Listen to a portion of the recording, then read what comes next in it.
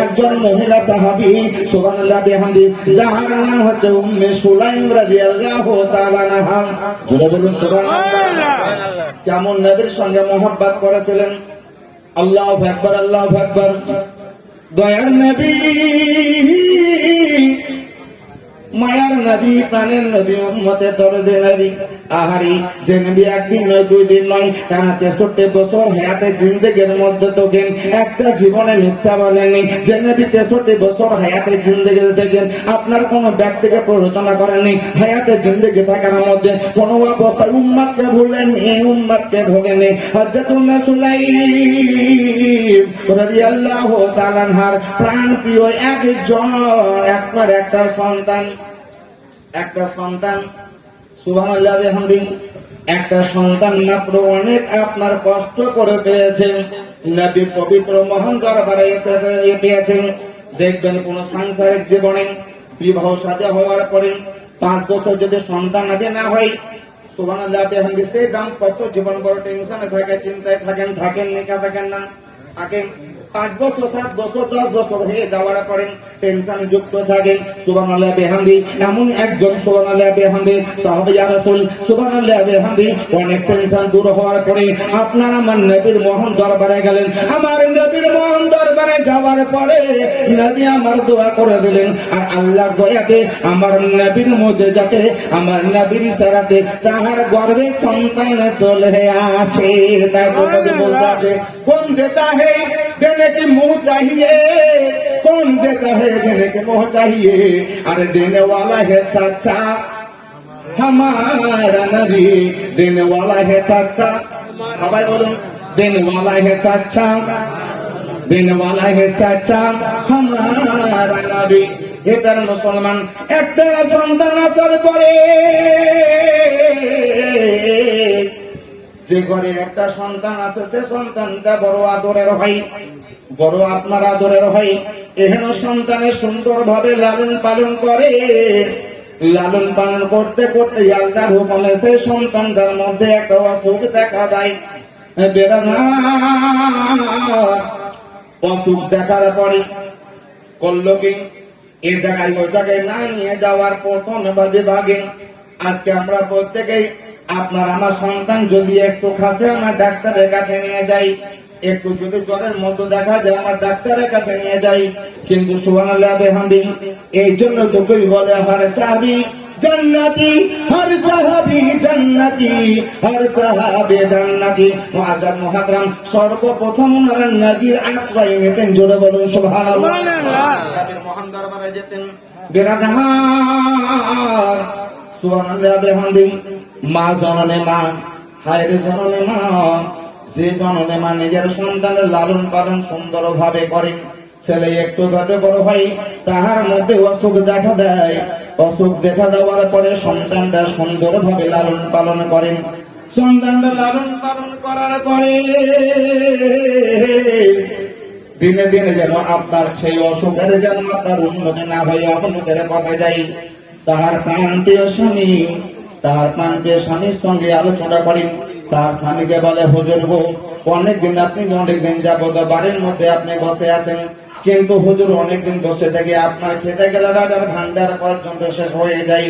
হুজুর গো, আমি আপনার আমার সন্তানের সুন্দর ভাবে লালন পালন করব, হুজুর আপনি কাজের ব্যবস্থা করুন।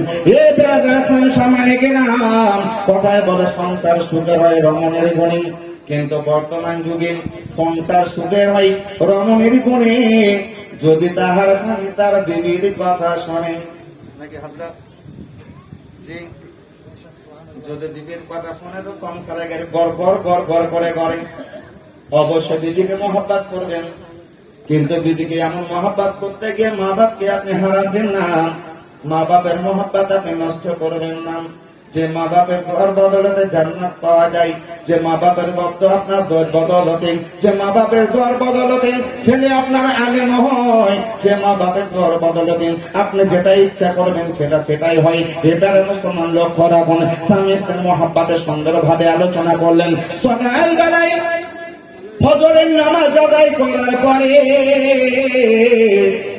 স্বামী যেন তার বিবির কাছ থেকে সুন্দর ভাবে বিদায় নিলেন।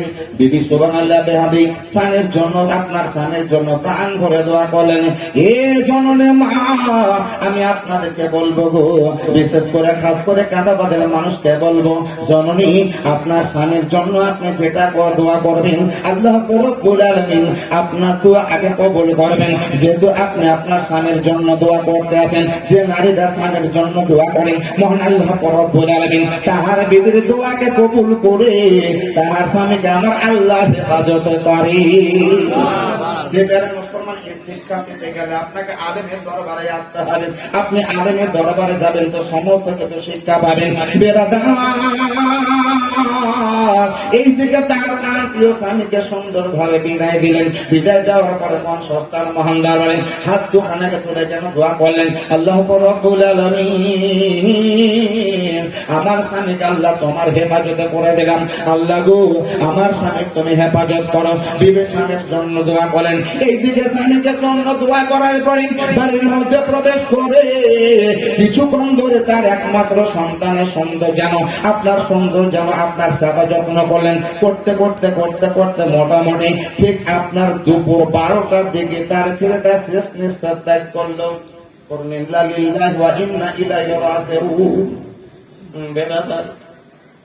জননী মা, যে জননী মায়ের একমাত্র সন্তানটা যেন জগৎ ছেড়ে চলে গেল। আমার জানাম মামা জান নুরুল সাহেবের এখন পর্যন্ত আমার নোরা সাহেবের কথা যদি স্মরণ হয়ে যায়, ঝরঝর করে যেন ছোট ছেলের মতো কাঁদে।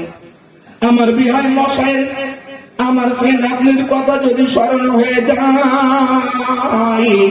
ছোট্ট ছেলের মতো হাউ মাউ করে কান্না করি।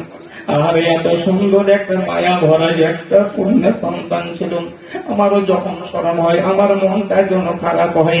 এত সুন্দর মিশুকে একটা সন্তান যেন গোলাপ ফুলের মতো যেন এখন পর্যন্ত ফুটে আছে। আমার মুখের হাসি আমার চোখের সামনে এখন পর্যন্ত ভাসে। আমাকে সুন্দর ভাবে দাদু বলতো, এই দাদু বলাটা আমি যেন এখন পর্যন্ত বলতে পারে না। এই জননী মা, তার একমাত্র সন্তান যেন জগৎ ছেড়ে চলে গেল। জননী মায়ের কলেজা যেন ফেটে গেল। জননী মায়ের কলেজা কানা ফেটে যাওয়ার পরে চোখ থেকে টস টস করে পানি পড়তে আসে। কিন্তু আপনার আমার এলাকার মতো কোন জননী মায়েদের মতো সুর করে যেন কাঁদেন না, যেন আপনার কলেজা যেন ফেটে যায়।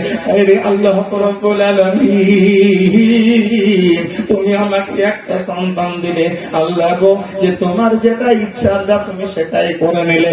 এইরকম আপনার আল্লাহ রব্বুল আলামিনের উপরে সমস্ত কিছু ছেড়ে দিয়ে নির্দিষ্ট সময়ে নিজের সন্তানের জননী মা সুন্দর ভাবে আপনার শেষ গোসল পর্যন্ত দিলেন। গোসল করে দেওয়ার পরে আপনার সুন্দর মসজিদে যেন আজান শোনা গেল। আল্লাহু আকবার, আল্লাহু আকবার। মসজিদে আজান হতে আছে। এইদিকে জননী মা নিজের সন্তানকে সুন্দর ভাবে আপনার কাফন দিয়ে নিজে হাতে গোসল দিয়েছেন। গোসল দেওয়ার পরে কাফন পরিয়ে সুন্দর ভাবে ঘরের মধ্যে রাখলেন। আল্লাহ রাস্তে আপনার জোহরের নামাজ আদায় করলেন। বলুন সুবহানাল্লাহ। বলার উদ্দেশ্য হচ্ছে যারা আজ আপনারা আমার ঘরে যদি কোনো অঘটন ঘটে, আমরা অনেকে জোহরের নামাজ পড়িলাম, অনেকে আসরের নামাজ পড়ে না পারি, অঘটনের জন্য আমরা টেনশনে থাকি। মুসলমান টেনশনকে আপনি দূর করে দেন। আল্লাহর হুকুম সুবহানাল্লাহ বিহামদি, যখন আল্লাহর হুকুম যখন পালন করতেই হবে সুবহানাল্লাহ বিহামদি, নির্দিষ্ট সময়ে আপনি নামাজ আদায় করুন। মুসলমান ভুলে যাবেন না, আজকে আপনার আমার কাছে মোবাইল আছে, প্রত্যেকটা ব্যক্তির কাছে মোবাইল আছে। মোবাইলে যখন কোনো ব্যক্তি যখন কল করে সঙ্গে সঙ্গে আপনি আমি রিসিভ করার চেষ্টা করি কি করি না? জি, দেখো তো মোবাইলটা কি কল করেছে। আপনি আমি প্রত্যেকে মোবাইল কল রিসিভ করার চেষ্টা করি, যদিও বা রিসিভ করতে একটু দেরি করে পাশে জায়গা বসে থাকে আমার বিবি যেন সরাই করে স্মরণ করিয়ে দেন যে ও আমার প্রাণপ্রিয় স্বামী গো হুজুর, কোন ব্যক্তি হয়তো আপনাকে ডাকতেছে, কোন ব্যক্তি হয়তো আপনাকে ফোন করতে আছেন। আজ আপনি আমি খাবারকে বন্ধ করে দিয়ে আপনি আমি ফোনকে রিসিভ করি। করার উদ্দেশ্য হচ্ছে দোস্ত, যখন মসজিদে আজান হয় মুসলমান আপনার এই চিন্তা থাকা দরকার যে আল্লাহর বড় দয়া, আজ আল্লাহর তরফ থেকে আপনাকে ডাক দেওয়া হতে আছে। মুসলমান তুমি ঘুমিয়ে থেকো না, ঘুমিয়ে থেকো না, নির্দিষ্ট সময়ে তুমি নামাজ আদায় করো। আর নামাজ যখন আদায় করবে, নামাজ আদায় করার পরে তুমি যাহার জন্য দোয়া করবে, আল্লাহ রাব্বুল আলামিন তোমার দোয়া কবুল করেন, তোমার মনস্কামনা পূর্ণ করে দেবেন। জোরে বলুন সুবহানাল্লাহ। এ ব্রাদার, জোহরের নামাজ কমপ্লিট হয়ে গেল। জোহরের নামাজ কমপ্লিট হয়ে যাওয়ার পরে আস্তে আস্তে কিছুক্ষণ থাকার পরে আপনার আসর সময় হলো, আসরের নামাজ আদায় করলেন, কিন্তু সুবহানাল্লাহ বিহামদি আপনার একমাত্র সন্তানের কাছে বসে থেকে সুন্দর কালামে পাক তেলাওয়াত করলেন, সুন্দরভাবে কালামে পাক তেলাওয়াত করতে আছেন। আস্তে আস্তে মাগরিবের ওয়াক্ত হয়ে গেল, মাগরিবের নামাজ আদায় করলেন, এতক্ষণ পর্যন্ত স্বামী তার ঘরে ফেরেনি, এসার ওয়াক্ত হয়ে গেল। এসার ওয়াক্ত হয়ে যাওয়ার পরে নামাজ আদায় করলেন, এখন পর্যন্ত স্বামী আসেনি। এবার নামাজ আদায় করার পরে কিছুক্ষণ পরে দরজায় টস করে আওয়াজ যেন হতে আছে। বিবি সুবহানাল্লাহ বিহামদি দরজা খুলে প্রথমত বিবি সালাম আর স্বামী একসঙ্গে যেন সালাম করতে আসি, যেন একসঙ্গে স্বামী স্ত্রী উভয় একসঙ্গে সালাম হয়ে গেল। জোরে বলুন সুবহানাল্লাহ। আমাদের আলেম ওলামাদের ভাই যখন সঙ্গে দেখা হয় বা ফোনে আপনার আলাপ হয়, উভয়ের সালাম একসঙ্গে হয়ে যাওয়া হয় কি হয় না? হাজরাত সুবহানাল্লাহ বিহামদি আমার মাথার কাজ হযরত মাহবুব সাহেব সুবহানাল্লাহ বিহামদি পাগড়ি কেটে নিয়ে তোমার কাছে যে হযরতের হাত এত সুন্দর হইলেন যে পাগড়ি বাঁধা খুব সুন্দর, আর কি আমাকে বিহাই দিলেন বন্যাওয়ালা খুব সুন্দর বক্তা, জান ভরা বক্তা, মুআজ্জিন মুহতারাম আর আলেম ওলামা সব আমার মাথার তাজ। সুবহানাল্লাহ বিহামদি আমি তাদের কদমে ধুলি, আমি নিজেকে মনে করি। সুবহানাল্লাহ বিহামদি। এ ব্রাদার, আমি আপনাকে বলবো একসঙ্গে স্বামী স্ত্রী উভয় মিলে সালাম হলো। এই জননী মা আব্বা জান আপনাদেরকে বলবো, খাস করে কাটা বাজারের মানুষ, মাহাগো আপনি আপনার জীবনকে পাল্টে নিন, আব্বা জান আপনি আপনার জীবনকে পাল্টে নিন। সুবহানাল্লাহ বিহামদি। স্বামী হয়ে আপনি বিবিকে সালাম করুন, বিবি হয়েও সালাম আপনি স্বামীকে সালাম করুন। সুবহানাল্লাহ বিহামদি। সালাম এমন একটা জিনিস, যদি সালামের চর্চা আপনি বাড়িতে রাখেন তো আল্লাহর তরফ থেকে আপনার ঘরে শান্তি ধারা বর্ষণ হয়। সুবহানাল্লাহ। দেখেন যখন যে ঘরে সালামের চর্চা আছে সে ঘরে আল্লাহর বালা মুশকিল দূর হয়ে যেতে আছেন। এ ব্রাদার, একসঙ্গে সালাম কালাম হয়ে গেল, স্বামী জিজ্ঞাসা করতে আছে, বিবি বলো বলো আমার সন্তানটা কেমন আছে? দিদি বলতে আছে, হুজুর আমার সন্তানটা যেন ঘুমিয়ে আছে। জোরে বলুন সুবহানাল্লাহ। ঘুম তো সেটা সুবহানাল্লাহ। তাই তো কবি বলেন, ইমানের সাথে অবিচল থেকে আমার মরণ যেন হয়। যেটা বলুন সুবহানাল্লাহ। ইমানের সাথে অবিচল থেকে আমার মরণ যেন হয়। মিনতি করি ও গো আল্লাহ, ও গো দয়াময়, বলুন আল্লাহুম্মা আমিন।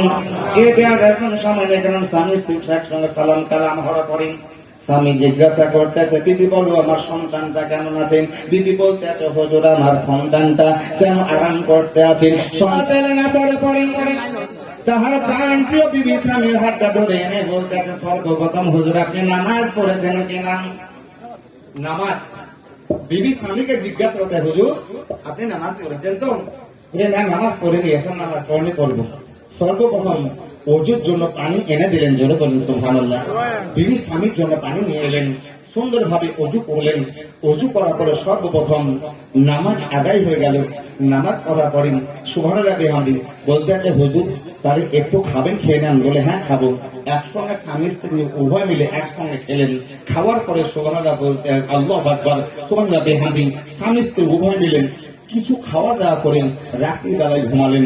সেদিন আল্লাহু আকবার, সেদিন তাহাদের স্বামী শুরু করেন, গোসল ফরজ হয়ে গেছিল, এখন পর্যন্ত সন্তানের খবর তাহার স্বামীকে জানায়নি। মুআজ্জিন মুহতারাম, আল্লাহু আকবার, রাত্রি বেলায় তাহাদের উপরে গোসল ফরজ হয়ে গেল। ঠিক তাহাজ্জুদের ওয়াক্তে গোসল আদায় করার পরে সুবহানাল্লাহ বিহামদি মসজিদে যাবেন। মসজিদে যাওয়ার পূর্বে বিবি বলতে আছে, ও আমার প্রাণ প্রিয় বিবি আপনি স্বামী শুনুন। হুজুর গো আমি আপনার কাছ থেকে একটা মশলা জানতে চাই। বলে বলুন কি মশলা তুমি জানবে? বলতে আছেন, হুজুর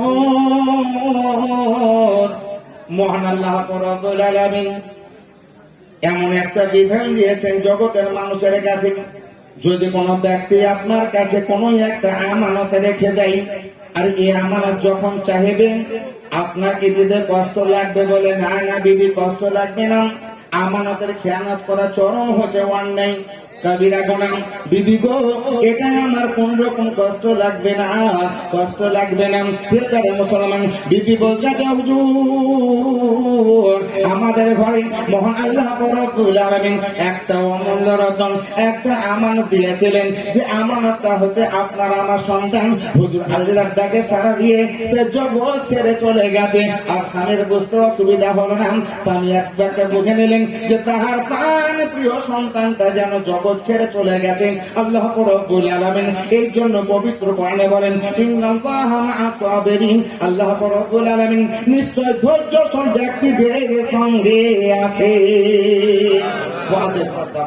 হয়ে গেল এই জায়গা থেকে আল্লাহ বলেন, আমার বান্দা তোমরা প্রত্যেকটা হালাতিন ধৈর্য অবলম্বন করো। আমি আমার মামাজানকে বলবো, মামান সোহানা বেহাবি, এবং আপনাদেরকে বলবো এহেন ঘটনা আসবে, মার সামনে ছেলে চলে যাবে, ছেলের সামনে মা চলে যাবে, বাপের সামনে বেটা চলে যাবে, বেটার সামনে বাপ চলে যাবে। আপনাকে আমি যে সবুর অবলম্বন করতে হবে এবং আল্লাহর পথে প্রতীক হয়ে আল্লাহর হুকুম মানন করতে হবে। প্রত্যেকে পড়ুন ইনশাআল্লাহ। আল্লাহ রব্বুল আলামিন পবিত্র কোরআন থেকে যে আয়াতটা পাঠ তেলাওয়াত করেছিলাম, দুয়ার আয়াতে পাক, আল্লাহ বলেন উদকুনি আস্তাজিব লাকুম, অর্থাৎ আল্লাহ রব্বুল আলামিন বলেন যে আমার তারা বান্দাবান্দি সকলে আমার দরবারে প্রার্থনা করুন, আমি আল্লাহ তোমাদের যখন কবুল করব। জোরে বলুন সুবহানাল্লাহ। আল্লাহ রব্বুল আলামিন পবিত্র কোরআন বলেন সাব্বাহা লিল্লাহি মা ফিস সামাওয়াতি ওয়াল আরদ, অর্থাৎ আসমান ও জমিন আল্লাহর সমস্ত কিছু সৃষ্টি আল্লাহ তাসবিহ করে। একবার জোরে বলুন সুবহানাল্লাহ। আল্লাহ রব্বুল আলামিন তাসবিহ পাঠ করে ইনশাআল্লাহ যে আমার বক্তব্য ছেড়ে দিন।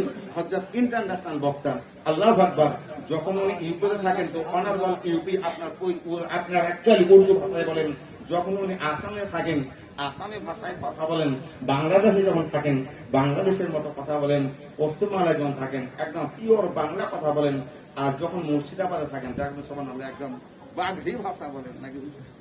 সুবহানাল্লাহ। তাই কবি বলেন, আরে আসমান বলে, সবাই বলুন আল্লাহ আল্লাহ। আসমান বলে আল্লাহ আল্লাহ, আসমান বলে আল্লাহ আল্লাহ, জমিন বলে আল্লাহ আল্লাহ, আসমান বলে আল্লাহ আল্লাহ, জমিন, সবাই কিন্তু বলেন না, খুব চালাক ভাষা আল্লাহ। আরে আসমান বলে আল্লাহ আল্লাহ, জমিন বলে আল্লাহ আল্লাহ, ফারিস্তারা বলে আল্লাহ আল্লাহ, আলেম ওলামা বলে আল্লাহ আল্লাহ, নবীরা বলে আল্লাহ, আর নবী কি নবীর শান, নবী গো তোমায় সালাম, নবী গো তোমায় সালাম, নবী গো তোমায় সালাম, নবী গো তোমায় সালাম, নবী গো তোমায় সালাম, নবী গো তোমায় সালাম। আশিকে রাসূল কেমন আছেন একবার জোরে বলুন সুবহানাল্লাহ।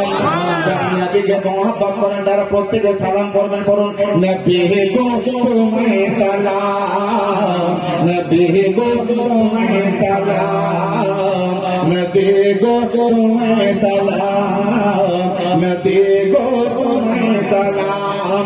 আসমান বলে আল্লাহ আল্লাহ, জমিন বলে আল্লাহ আল্লাহ, ফারিস্তা বলে আল্লাহ আল্লাহ। চলে নবীর নাম শুনে কেউ না জ্বলে শয়তান জ্বলবে।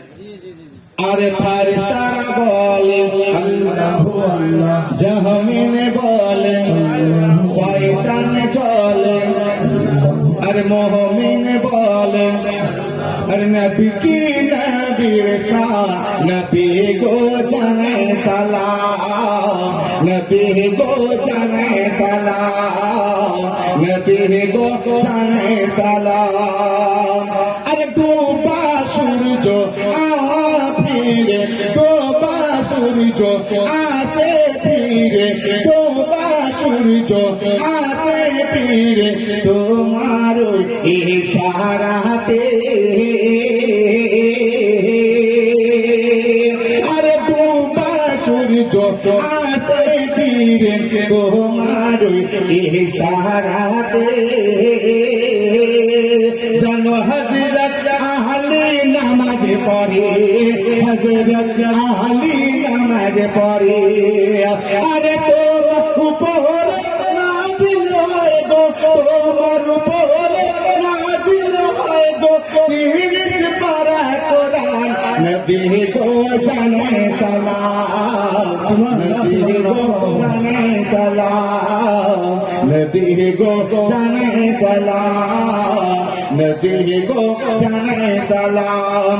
আসমান বলে আল্লাহ আল্লাহ, জমিন বলে আল্লাহ আল্লাহ, ফেরেশতা বলে আল্লাহ আল্লাহ, ফেরেশতা বলে আল্লাহ আল্লাহ, কাটা বাঘের মানুষ বলে আল্লাহ আল্লাহ, আলেম ওলামা বলে আল্লাহ আল্লাহ, আশিক রাসূল বলে আল্লাহ আল্লাহ।